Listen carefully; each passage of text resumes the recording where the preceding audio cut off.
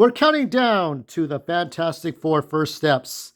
And what a first step we're going to take and to look at the 94 movie. Well, I'm not going to watch it with commentary. I think, I used to show this movie to girls that I was dating.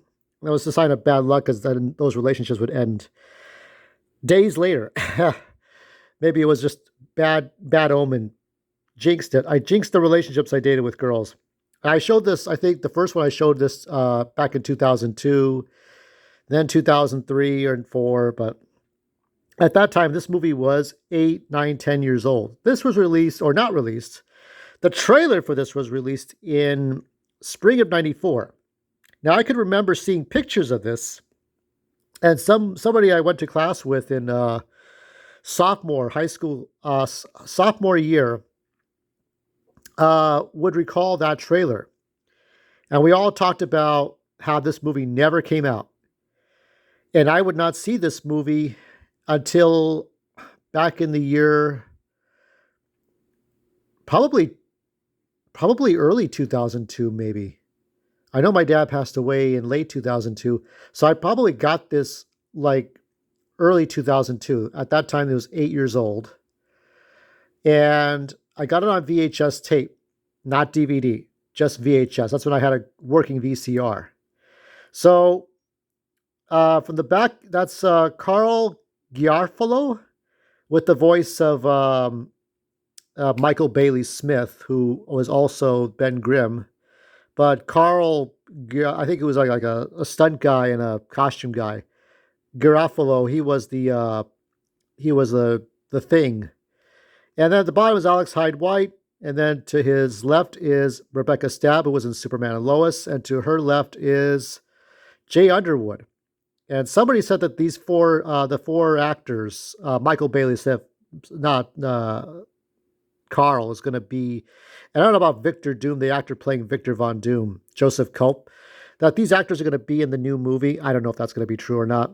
So let's go over this. So what's happened in the movie is that you got a plot that sounds good on paper, sounds organized, and it probably is organized. The origin story of how the Fantastic Four came to be, with Doctor Doom as the main villain, over the power of Colossus, how Colossus changed, Reed Richards and the Storms and Grimm into the Fantastic Four that we see here. That was created in 1961. And then this team, it was a response to the Justice League and then Justice Society. And so the comics came out in 61. Then you had the cartoon with Herbie because, I don't know, they didn't like, there was censorship over the Human Torch. So you had the 60s cartoon, the 70s cartoon, and then many years would pass before we would have the movie. And then Bo Weaver did the voice of Mr. Fantastic for the Sunday cartoon, The Fantastic Four. And that was about it until the other movies came out. So the plot is basically Fantastic Four versus Doctor Doom. How did Doctor Doom come to be? This is the origin story movie because it is the first movie, the first live action anything. But the way it is played out is so fucking bad. It is so fucking bad. This is one of those good, bad movies. Because while they do look okay, like this would have, like if you saw this picture, this is the first time.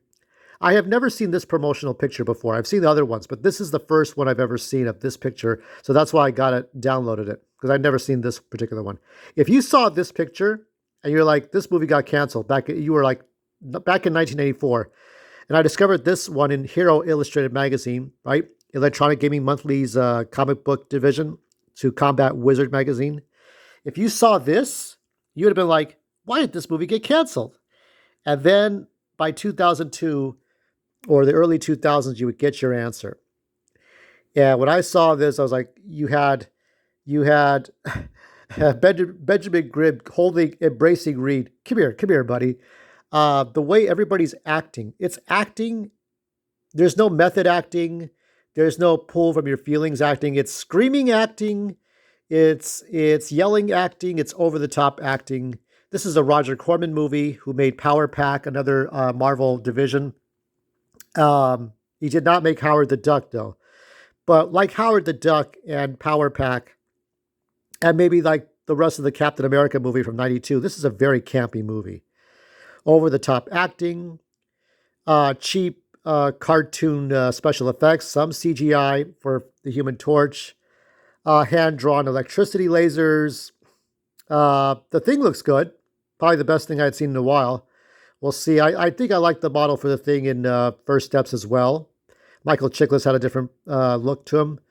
And so, yeah, I just, it's astounding. The spinning screen when the Thing is punching bad guys. The way Doctor Doom flexes his muscles.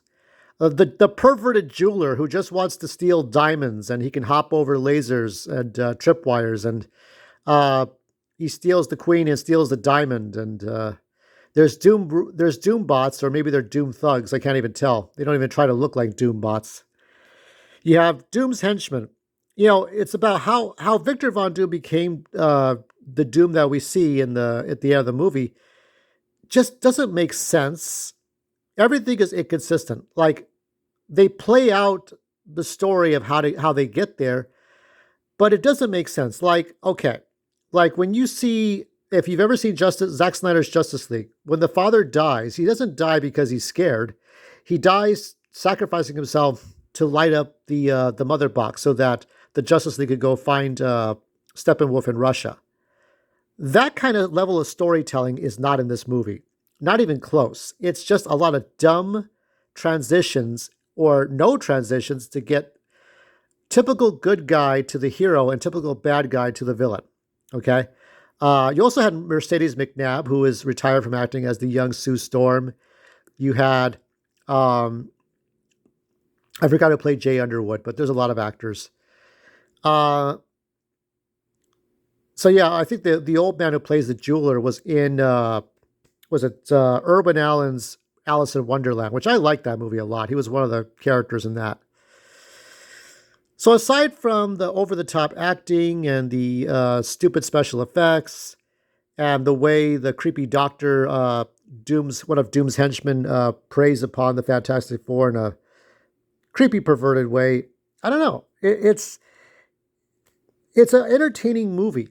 It's about as entertaining. Even Steel with Shaquille O'Neal can be as entertaining as this. When I saw the scenes from Superman by James Gunn, this movie popped up into my head. And at the time, they were trying to make another Superman movie, Superman 5, the new movie, starring Christopher Reeve. And at this time, Christopher Reeve did not have that fatal accident. He did not have that accident yet. He was still doing movies. He was still doing plays. So he was still out and about. Okay, he had grayish hair by this time. Temple gray hair, just like that fake, better than that fake Temple gray hair. All of Alex Hyde White's hair is white, and he does look like Reed Richards from Earth X or Paradise X or Universe X, whichever of those future Marvel stories. Jay's bald, got a goatee. Rebecca looks good. And Michael Bailey Smith is bald. I don't know about Carl, though. But, yeah. It's a dumb, fun movie. It's a dumb, fun movie, but don't show your girlfriend this movie unless you lose her forever, okay? Don't show your girlfriend this movie. If you're dating her, do not show her this movie. This movie is free. There's no commercials in it. You can find it on YouTube. There's like 10 different versions. The one I watched had Michael Bailey Smith leaving a comment and talk about Clobbering Time. He didn't talk about the new movie, though. He just talked about, he was sorry for what happened and nothing to be done. It's politics. The thing is that Roger Corman made this movie knowing it wasn't going to get released and then shelved it. But everybody wanted to know what it was like. I remember that one Wizard comment, Wizard editor said, "Flame on, right on the negative, please." Yeah, so... And how are the effects of all the characters? So basically, most of Johnny Storm's Human Torch is a cartoon with poor CGI. Rebecca Stab's Invisible Woman, it's just a simple like fading effect, like in the Twilight Zone old 60s shows. Mr. Fantastic, they have these like long, stringy like arms that you would see on like at toy stores and stuff. And Thing looks like Thing. one thing that you see is that when he gets really passionate for Alicia Masters, he can turn back into Ben Grimm, but then that happens only one time. Doom kidnaps Alicia. Alicia Masters is over the top. Poor acting skills here. I don't know what these actors are doing. There's some actors who can't act. I mean, you got sort of the. There are some actors that fall under the sort of the what's that guy? I did not hit her. I did not hit her. I forgot the guy's name. Can't remember the guy's name if you paid me. And so it's that level of acting for some of these actors when they play these the Disney wino looking characters and shit. It's just very strange. I wonder if John Malkovich, because they said John Malkovich's Red Ghost is not going to be in the final cut of the first steps. I wonder if he's going to be like, if he was like the jeweler, he was just creepy. Because John Malkovich could play all kinds of funny characters and shit. So I don't know what that was about, the Red Ghosts. So the only characters you worry about are the Four and Doom and maybe the jeweler, and that's about it. So it's time to give a score. There it is, 2.5. I cannot give it any higher or lower than that. That's just how I feel. That's it. Flame on the negative. So it's a good, bad movie. Some people say it's really good. I said, you got to understand that you got to pace these movies better. There's no way I would give it a high score than that. So I'm going to review all of these movies. And then if it doesn't come out earlier than Thursday, I will go see Fantastic Four First Steps on Thursday, and then I will give you a review later on. And a lot of other things coming up, funerals coming up Saturday. So stay tuned. Have a good week, everyone. Start your week off right. Get your missions done. Flame off.